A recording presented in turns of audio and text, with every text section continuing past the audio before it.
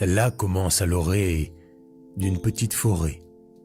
Juste là, dans un village, installé ici depuis des générations et des générations. Et dans ce village, il y avait une maison. Une maison pas bien grande, mais qui par contre avait un terrain plutôt conséquent. Et celui qui vivait à l'intérieur de la petite maison au grand terrain, c'était un vieil homme. Attention, lorsque je vous parle d'un vieil homme, attendez-vous à voir non pas un vieillard infirme qui passe ses journées dans un lit ou sur une chaise orthopédique, non. Le vieillard dont je vous parle, malgré son grand âge, se portait bien, très bien même. Si bien qu'il travaillait encore. Il coupait et rentrait du bois pour les hivers peu sympathiques. Il s'occupait, il faisait pousser des récoltes, il occupait ses journées peut-être même plus que nous les occupons aujourd'hui. Mais un matin, alors qu'il se levait, il ouvrit la fenêtre qui donnait sur son champ et se rendit compte que son cheval, celui qui lui servait dans les tâches agricoles, avait disparu à cause d'un défaut de clôture. Aussitôt, il reçut la visite de nombreux villageois qui lui tinrent tous le même discours. « Oh, mon pauvre ami, comment vas-tu faire pour rentrer tout le bois que tu as abattu?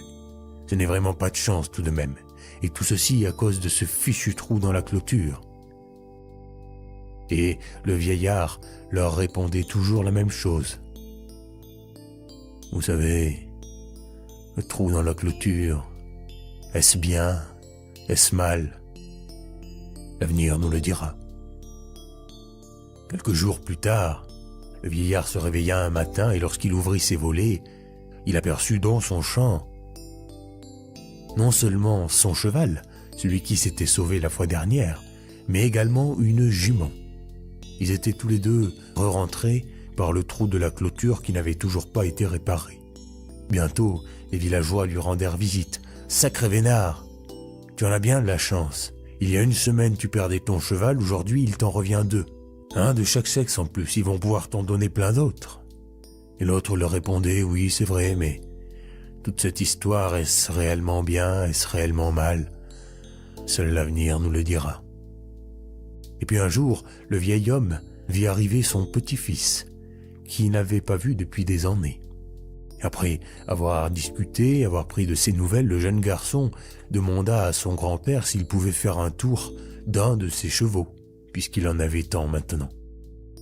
Le grand-père accepta, le jeune homme monta sur la jument. Malheureusement, comme cette dernière était encore un peu sauvage, elle se cabra et fit tomber le pauvre par terre.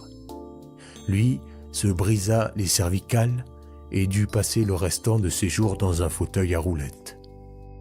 Les villageois, ayant appris la nouvelle, accoururent. « Oh, mon pauvre ami, il t'en arrive des drôles ces temps-ci.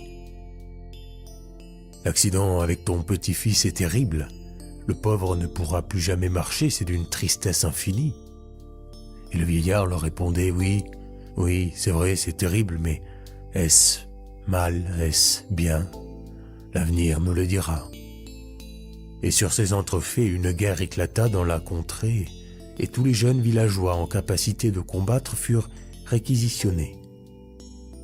La guerre fut si violente et si ravageuse qu'aucun ne s'en sortit vivant. Le seul qui était resté en vie, c'est celui qui n'était pas parti combattre. C'était le petit-fils du vieux, dans son fauteuil à roulettes.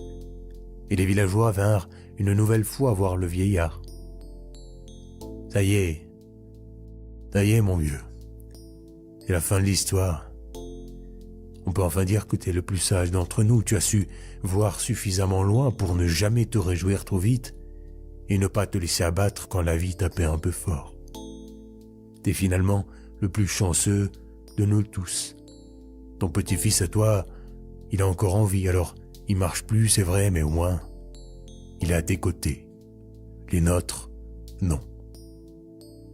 Tu as vraiment de la chance. » Et vous savez ce que répondit le vieillard? Fin de l'histoire.